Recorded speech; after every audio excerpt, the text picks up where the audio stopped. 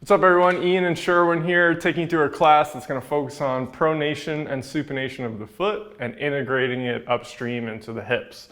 So the first thing we're going to do is start with two assessments real quick. Let's have you stand right here in the middle facing the camera. You're going to go ahead and close your eyes, just both feet standing. You don't even need to worry about, putting your feet even or looking down. Just stand as normal as you possibly can. Close your eyes, start taking a few breaths, and we're gonna be here for 60 seconds. So the idea here is that you're actually scanning your body. You're starting to get that feedback, that afference from the ground up to your brain, and you're starting to feel where you distribute your weight. So you have endless options. You could be on your heels, you could be on the forefoot, you could be on the arch, you could be on the outside of the foot. You could be crushing your pinky toes, you could be really on your big toe. We can be somewhere different on one side than we are on the other. You could be a perfect angel, just absolutely in the center line. Really anything that you can feel is what we're looking for. Everybody's gonna be a little bit different. Now the purpose of this is just to establish a baseline of how it feels and maybe give you a little bit of clues of where you're distributing your weight, which will actually tell us whether you're missing pronation or supination in some way. So, Sherwin, go ahead and tell us where you're feeling your weight. Feeling it on the outside of my foot. Both of them? Yeah, mostly a little bit more on the right. Okay, cool. All right, so just take a mental note of you at home. Now the next thing that I want to do is you're going to stay exactly where you are and you're going to try to turn and look completely behind you and then turn and look completely behind you the other way. Good. So this is another assessment. A really great, simple, straightforward thing to do because you could probably see that you maybe have a lot harder time turning one way than the other. And just to add a little bit of detail to it, what we're actually looking for is when you do this, are you able to keep your tripod? So your tripod that we'll talk about a lot today is the ball of the foot. So think right under the big toe, the first metatarsal. Then we have under our pinky toe, which is the outside of the foot. And then we have our heel. So as he's rotating, we want to look and see, can he keep that down? Come back to the other way. As he comes right, can he keep this down? And that shows that you're able to create an arch. And then when he goes this way, his right foot should flatten a little bit and pronate. Do it one more time. Really great idea to actually look in the mirror when you're doing that or even take a video so that you can kind of see yourself a little bit and see where your feet are moving. Okay, so now let's go ahead and go into our next thing. You're gonna need a lacrosse ball, something like that. We're just gonna gently roll out the foot for a minute or two. All right, so grab your lacrosse ball, whatever you're gonna use.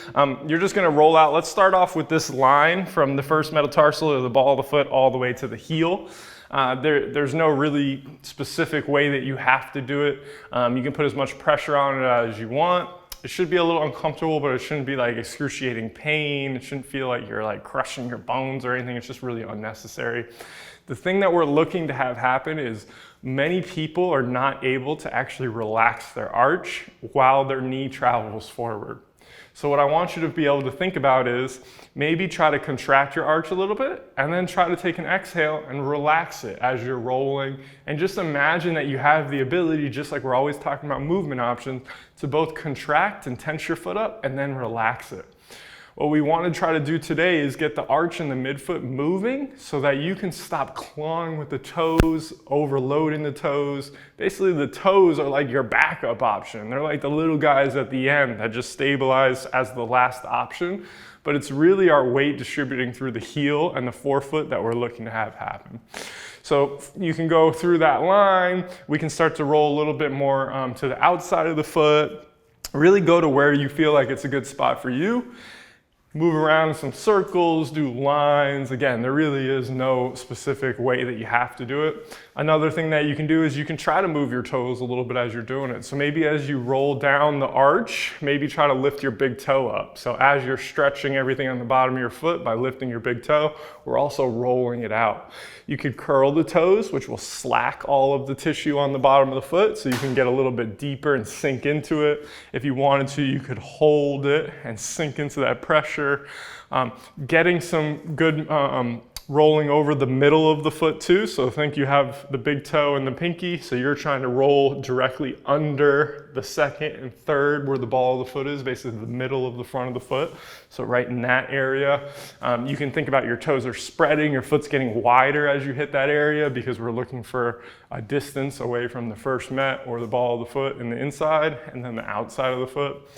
So let's go ahead and switch sides. So go over to the other side. I'm not big on foam rolling, as most of you guys already know, but if there was something that I was gonna foam roll, it would probably be the feet. When you do your foam rolling, remember, we're not breaking up scar tissue.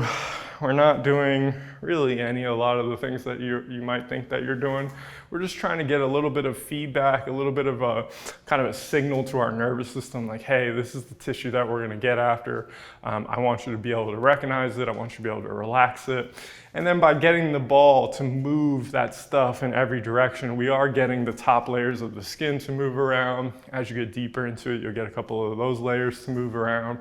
And like I mentioned, if you can integrate your breath so that during a spot where you're actually looking for a relaxation, relaxed exhale, that's integrating the nervous system, taking that foam rolling more to an active approach. And then again, we talked about moving the toes around, maybe doing a little bit of a contract and relax. That's another way that we can integrate our nervous system and maybe get this to be a little bit more beneficial. If you do feel a spot that's really sticky or feels a little rough, staying on it for a second and then doing those strategies where you contract, exhale, relax is a really great idea, and that can be very helpful in certain spots too. Your foot has so many different joints in it that it really should move in a million different ways, and you'll see that so many people are very rigid at the foot. What we're going to do today is focus a ton on the midfoot instead of just thinking about the toes and the ankle, which I really strongly believe that some of you are going to have some major breakthroughs today, okay? So let's do about 20 more seconds and then we'll go ahead and switch, or we'll transition to the next thing, which is going to be a standing ankle car. So, or actually we're going to go right into the sock, and you're going to need a sock for the next thing that we're doing, so make sure you grab one of those. It's really just for feedback. It could be a towel or it could be really anything, but just know that you are going to need that. So let's go ahead and here, I'll take the lacrosse ball. You grab your sock. Okay, so you're going to go ahead and take the sock and we're going to put it right under the ball of our foot, right here, or right under the big toe. And you're going to be in a split stance. So when you put it there, what I don't want is your big toe to even be on it. So see if you can put your arch right here. There you go, good. So the big toe's on the ground, but the arch, you're really getting good feedback there so that we can actually see that right where we want to flatten. So we think the midfoot's here. This is what I want to be able to get to the ground. You should be able to get this to roll to the ground and flatten as the knee goes forward so that this can stay where it is, but we're able to get that kind of rotation or internal rotation at the midfoot, which is what we're looking to do. This whole entire series, I want your toes relaxed, okay? So just make sure that you look at that. Guarantee most people doing this, you're gonna claw the hell out of your toes the first couple of times, that's okay. So let's go over the positions. Let's go ahead and have you drive your knee forward as far as you can. Good, and then stay right there, okay. So from this position right here, what we're doing, your heel is heavy, so his left heel has not left the ground. Another thing with the toes clawing is most people are going to lose their heels. If you did, get it back. You could also put another sock under your heel if you saw yourself constantly lifting your heel. That would give you, it would fill the space and make it a little bit easier for you to keep your heel down.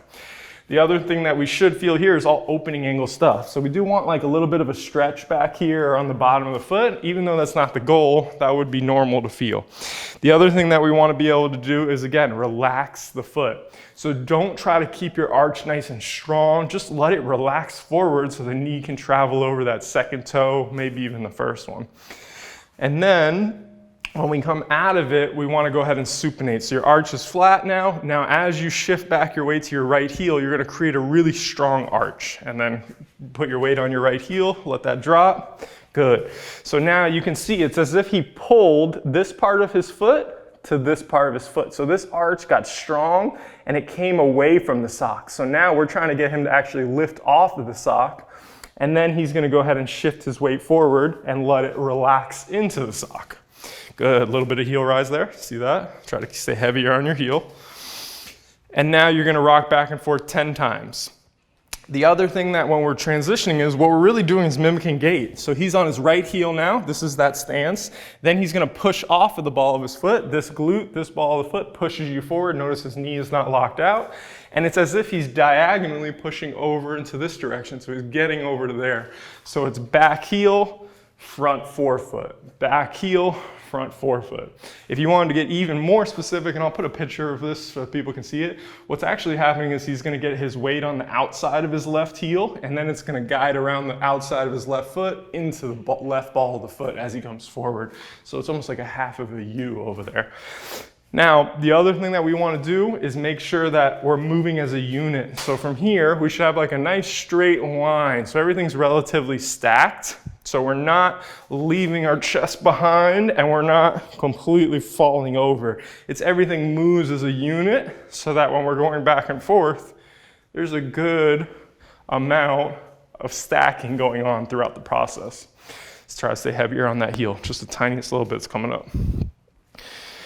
Good, so you're relaxing forward, you're coming back. And you want to think about it, you can stay just a little taller. So you're letting your knee come forward and down, that's great, but don't let the whole rest of your body come down because we're still walking, we're not lunging. Think about it like that. You go ahead and do a few more for me. There you go, much better. And what a lot of people are going to experience is they're going to get this sensation of actually letting it relax. And you'll notice that your knee that was getting stuck here before is actually allowed to go forward. A lot of people that are working on their ankle mobility should really just be working on their midfoot, and then it'll unlock the ankle, and then they can maybe take it even further if they need to. Okay, so now stay here. And we're going to stay in this stance right here. We're going to do a quick isometric. What I'd like to see for you is, can we just get a tiny little bit taller? Right there, good. And then give me a little bit more of a hip hinge. So come forward, right there, perfect, beautiful. So by doing that, your butt goes back a little bit, your chest goes forward, and now you have no choice but to be on the front of the foot. You feel that? Good, okay. Now give me a good breath, long exhale, and now you're gonna push through the front of your foot. So what I want you to do is exactly that, good. Get that nice little shake popping because everything's starting to wake up. So you can finally get the weight towards the front of your foot right here. You're pushing down with your calf. It's even fair game to feel some quad, but really try to make it posterior chain dominant because what I'm actually trying to get him to do is get him to drag his foot under him because he's going to step forward, not now, but with his right foot eventually because that's what we're mimicking is walking. Hold that for 15 more seconds. If you do feel some shaking and like that contraction vibe, that's perfectly normal and okay. And that means that we are on to something, and that's great. Good, 10 more seconds.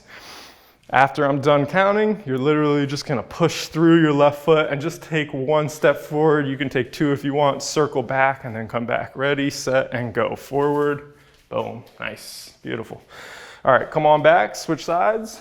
So now your inside of the right foot's on there. Good. Left foot's back.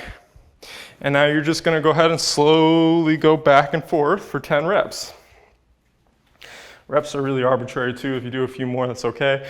Remember, as we come back, pull that arch away from the ground and really supinate. Think that your arch is going away from the sock, but you're not losing the ball of the foot. That's why the sock is there. It's so important. When you pull away from the sock, you should still be feeling it under the ball of your foot right here. We need to keep that point of contact. Your right foot during this entire series does not leave the tripod. So you always keep the ball of the foot, you always keep the heel. Remember, you're looking for that early heel rise. And then you're also gonna keep that outside of the foot. You can see that for someone who said, hey, I'm always on the outside of my feet, it's probably a pretty good idea to let your brain recognize the inside of the foot, especially if we need to get a butt and toe off and run and sprint. So it's very, very important. Now, the other thing that happens with a lot of people is this will be strongly correlated with what their hip's able to do, because if the foot locks before the hip can even access its real range of motion, it'll also go upstream and lock the hip.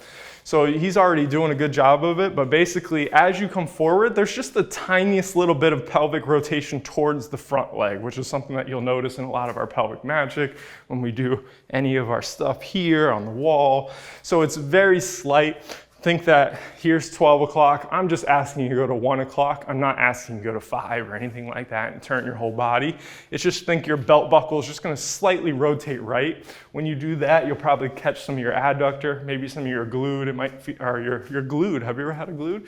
It might feel like you actually start to get into some new connections there. How many have you done? 75? 9. Okay, good. Do your 10th one and hold it out there. Good, okay. So staying here, good breath. Start to push down through the foot. You can think about the irradiation. You're thinking, all right, I got my foot, I got my calf, I start to feel my hip. It's almost like you're dragging the ground under you and you're able to really feel it. Try to make sure that you're actually on that right foot. As obvious as it seems, a lot of people are gonna still be kind of weight shifted back. So you've already pushed through the left glute and the left ball of the foot to get there. And when you're doing your transitions or your reps, make sure that you're getting a feel. Weights back to the left, weights forward to the right, weights back to the left. So there is a weight transition, which is exactly what we're training. 15 seconds left, push it up a little bit harder, give me a little bit more juice. Now, everybody look down. Make sure your toes aren't clawing. Sherwin's doing a great job, his aren't. There's gonna be some pressure in them, so you see a little white, not the end of the world, but what I don't wanna do is see them clawing and gripping. We wanna be pushing through the ball of the foot, not the toes. That's really one of the biggest points of this whole entire class. 3, 2, drive through, take a step forward, boom, beautiful. Okay, coming back here, you're gonna go ahead and be standing. Let's go back to the left foot. Create that arch, so you're gonna think it's flat. You're gonna supinate nice and strong. Keep the knee soft if you can. Lift your right foot. So now we're balancing, and you're gonna do 5 ankle cars at the right ankle in both directions. Even slower, that one didn't count.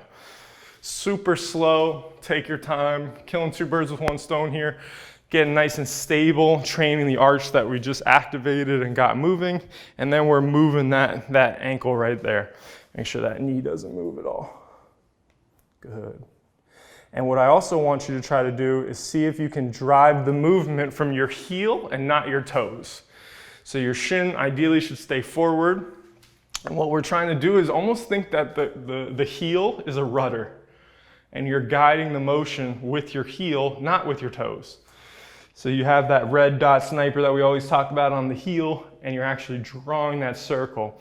A really important portion of this is to get that heel to pull away from your knee and down when your toes come towards you. So during the dorsiflexion, imagine that your heel is getting further away from the ceiling and really going down, so that length is being brought to the Achilles in the back.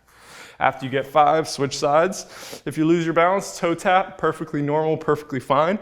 Some people might even feel extra unstable because we've actually opened up kind of a new spot for them to balance in.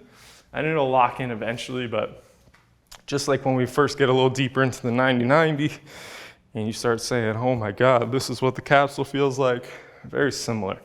We're able to really get access. We haven't spent as much time there, so time under tension is really important. Think relaxed toes, guiding the motion with the heel.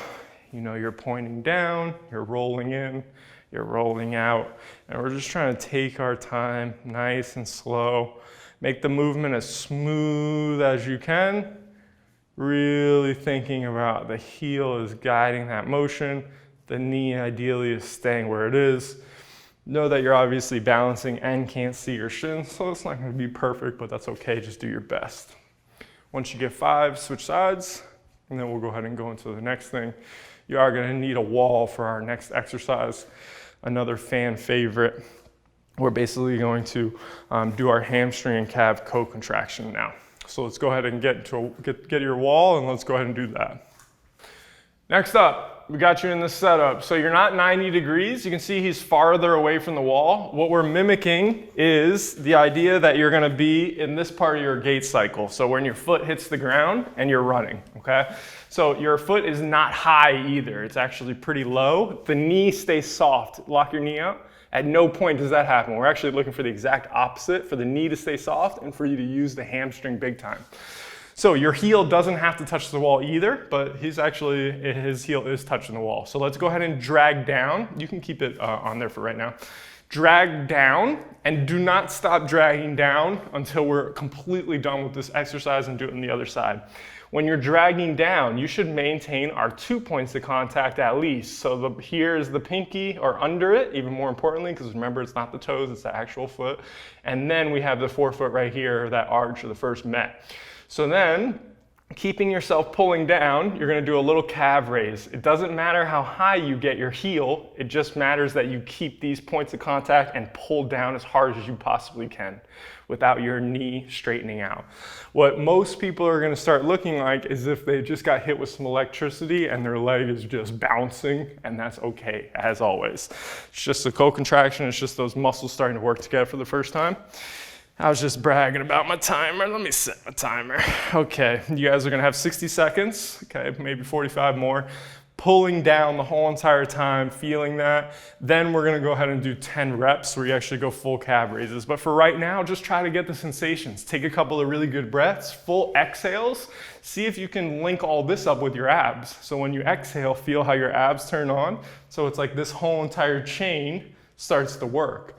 If you're having trouble finding the contraction, I almost guarantee the abs will help. Now this pulling down can also be a slight tuck of the pelvis. So his left hamstring is tucking his pelvis under him a little bit, but notice I'm not saying flatten out your lower back. We don't need to do that. So you got 5 more seconds left, and then we'll go into the calf raises. 5, 4, 3, 2, 1. As you calf raise, you must pull down. You have to pull down the entire time. Slowly come down, don't lose these points of contact. You're gonna lose the pinky toe a little bit, that's okay, but try your best to not lose the ball of the foot at all. The whole time you pull down. 10 reps, nice and smooth. Good. The other thing that I wanted to point out with this, as you guys continue to keep going, you're pulling down the whole time. There is a rotational component to this. So it should look like his knee is just slightly inside of his hip. And as he pulls down, it's like he's actually rotating through that more. So it's dragging him under like it's spiraling downwards. You don't have to overthink that. It's just an extra cue for anybody that wants it. The goal is to not lose your hamstring the entire time. I need you to feel that. If you're doing calf raises, that's fine, but this is all about getting the calf to work with the hamstring. There you go, good fix. Keep that ball of the foot the whole entire time. Just like he did, if you need to, you can put your hand on it. See if you're not feeling your hamstring, it's somehow at this point, I don't know how it's possible, but keep pulling down and put your hand on your hamstring until you can feel it. And if the calf raise is too hard, you can work on just getting some holds. One of the most common mistakes here that we'll see is someone will put their foot too high, okay, which is not what we want, or they'll be too close to the wall. So again, I tried to show you guys standing. It's just a slight knee bend. It's not this crazy knee bend, which is what we're gonna actually work on when we come back to standing, and what we actually did already with that isometric from the single leg stance with the sock. After you get 10, you'll switch sides. Same exact thing, we'll go into a 60-second hold, and then we'll do our 10 calf raises. Feeling that? Yeah. Good. Okay, so set yourself up, soft knee, timer starts now. I just find everything, pull it up.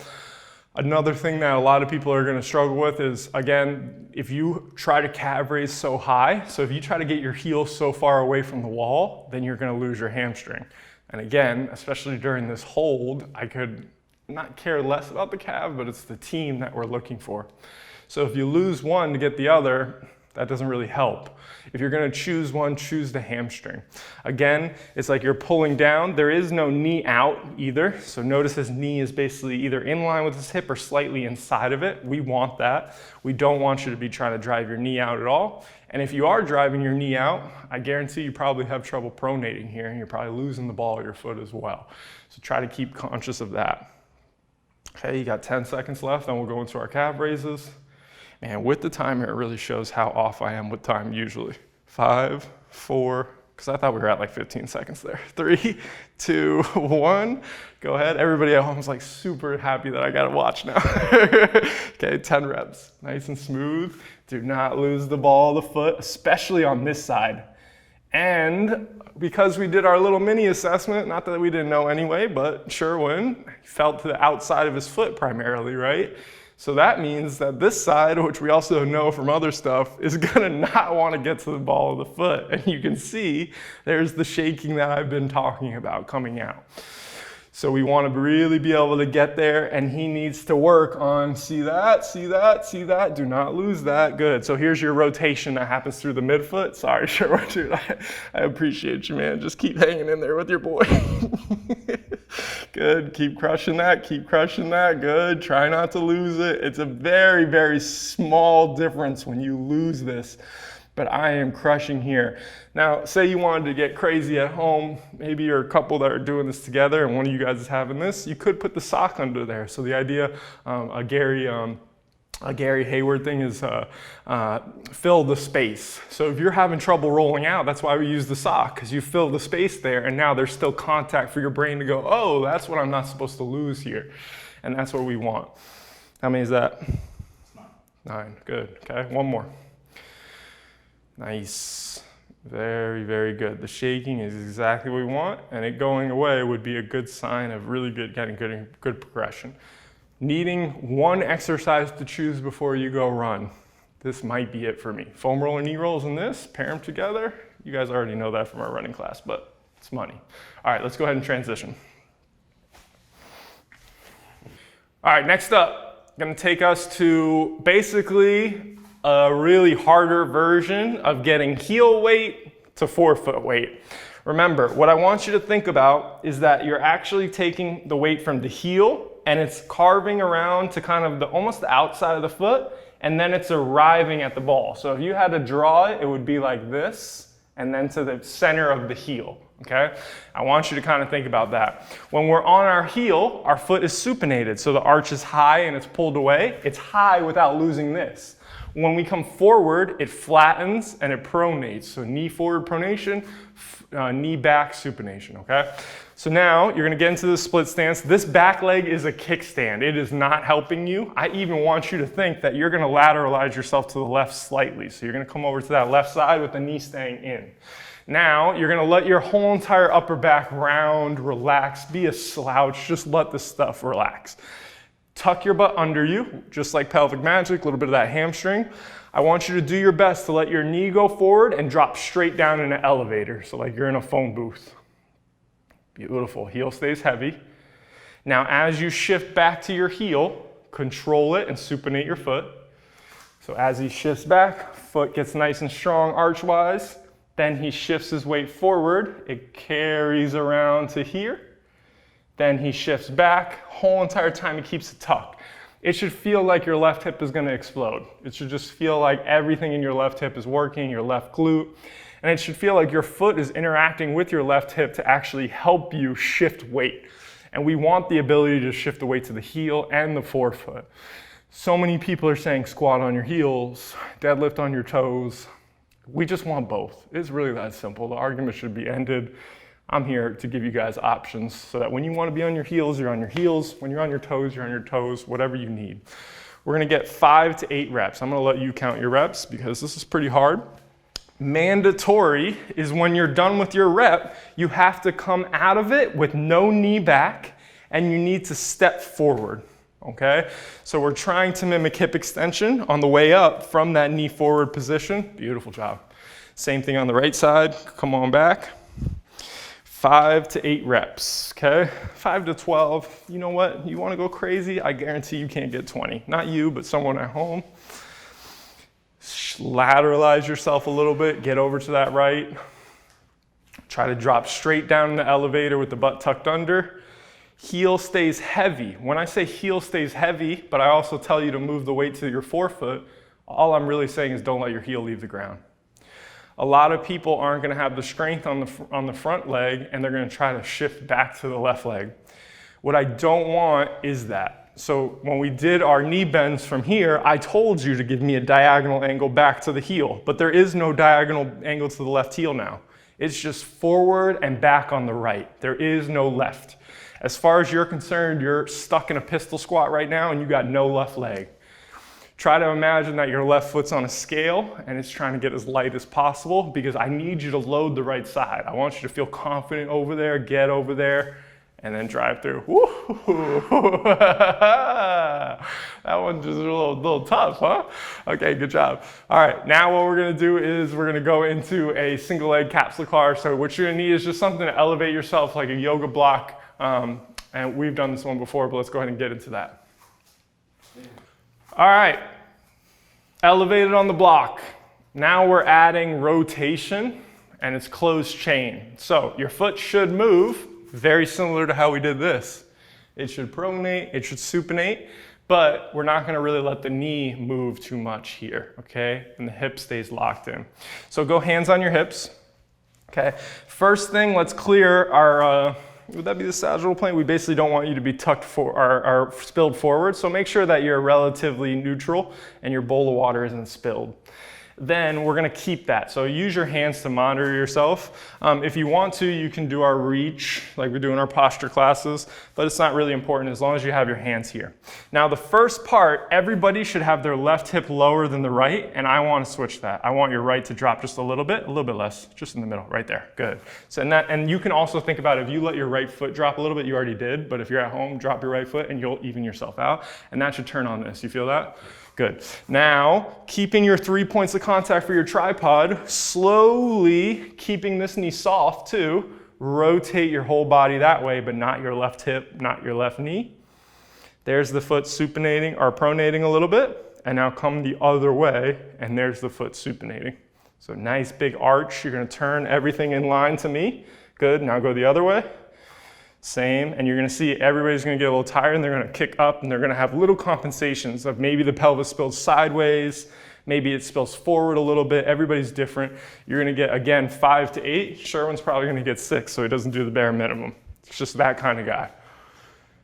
Good, and your foot, as you guys already know if you've done pelvic magic too, it should just be dying.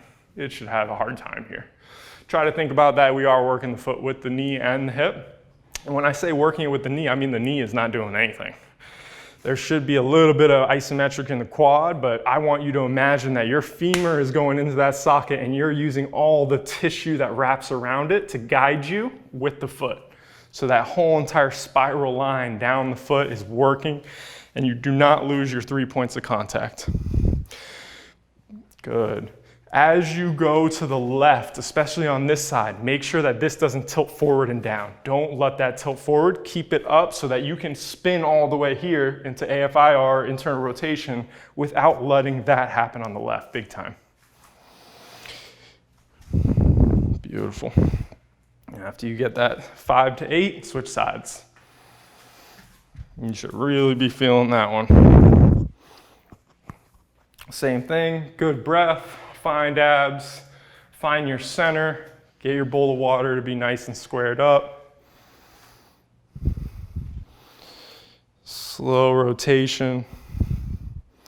And think that these points are all moving together. So you have your middle moving together. You have sternum, belly button, belt buckle. All of these lines, even to the nose, are rotating as one unit as the hip stays locked in. So we're really moving the body relative to the hip. So the hip stays where it is, everything moves away from it. So you're putting certain tissue on stretch when you move away from it, and you're shortening that same tissue as you rotate towards it.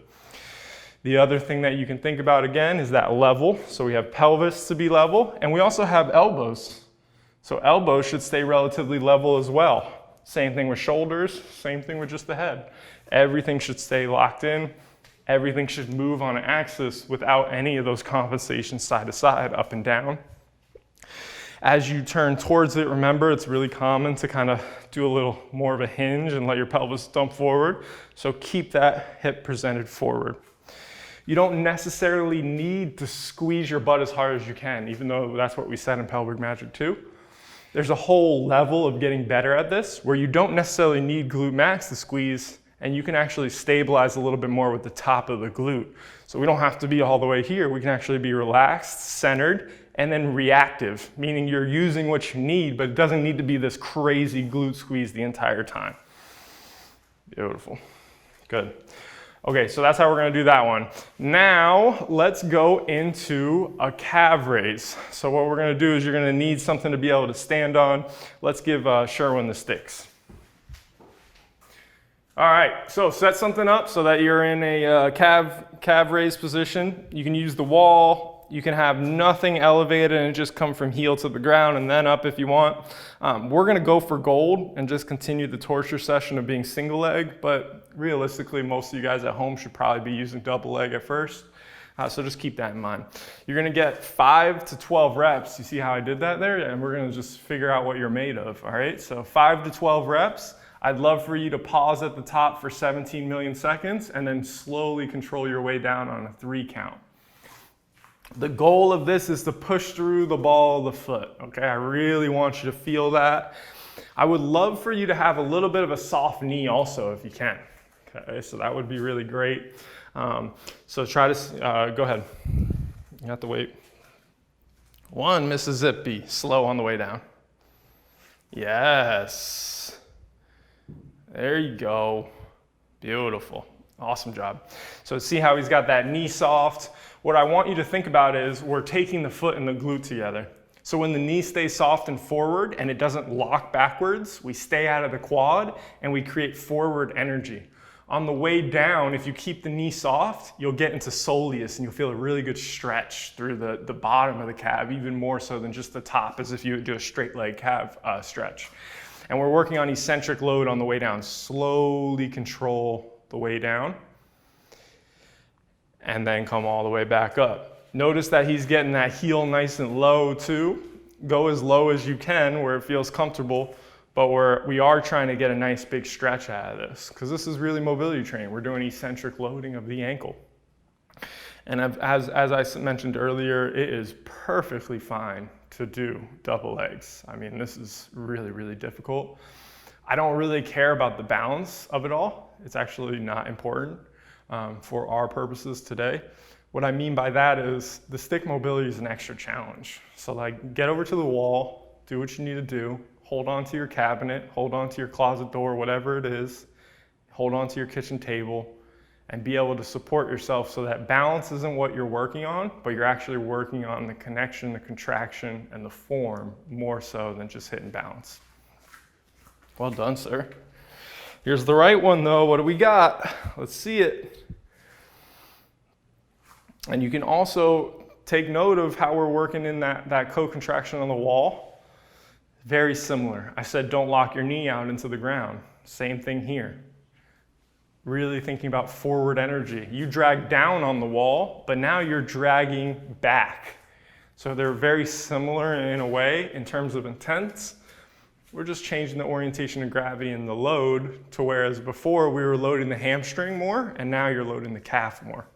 But we still want them both to be active. You want to really work hard on gaining forward energy in life because that's the most important direction you can move in life, forward. Nice and smooth, take your time, slow on the way down, smooth on the way up. Really working on that. Beautiful. And take a second when you can to really squeeze the calf at the top. So just like as if you were a classic bodybuilder, Arnold getting the pump, thinking about that mind-muscle connection, squeeze everything you can out of the calf and then control it on the way down. And on the way down, it's like the calf is relaxing. It's just relaxing under control, as if you were turning the volume down slowly and steady. Slowly and steadily, yes. Good. Beautiful, awesome job. Okay, now we're gonna go ahead and get things into a lateral squat. Let's just move this out of the way. Take these, I'll get those, good. Okay, so you are going to set up in a little bit of a straddle, but I don't want it to be crazy wide. Beautiful, that's perfect, okay? So maybe just outside of hip width. This isn't a huge mobility exercise where we're trying to stretch everything. We're actually trying to control everything.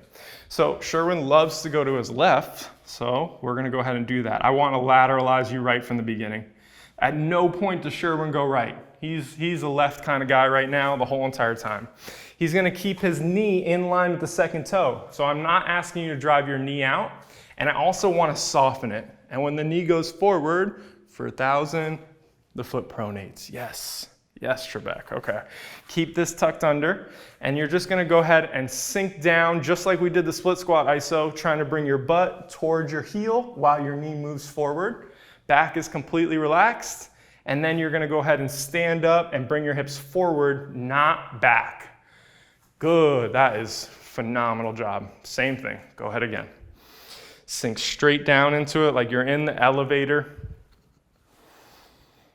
Good, and then come all the way up. When you go down into it, challenge the knee angle forward by staying heavy on the heel. So your whole tripod's down, but heel, heel, heel, pull heel to butt the whole time. Then drive through the forefoot on the way up, bring hips forward. So you sink into the heel, you drive through the forefoot forward.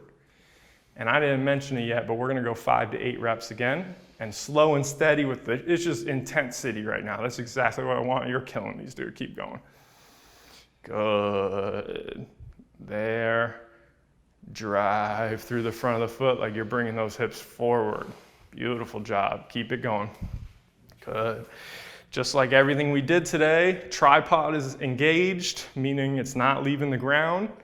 When you go down into it, the arch does need to relax. When you come up, you're pushing through the arch. Good. And you get quad, hamstring, glute, everything, all of the above.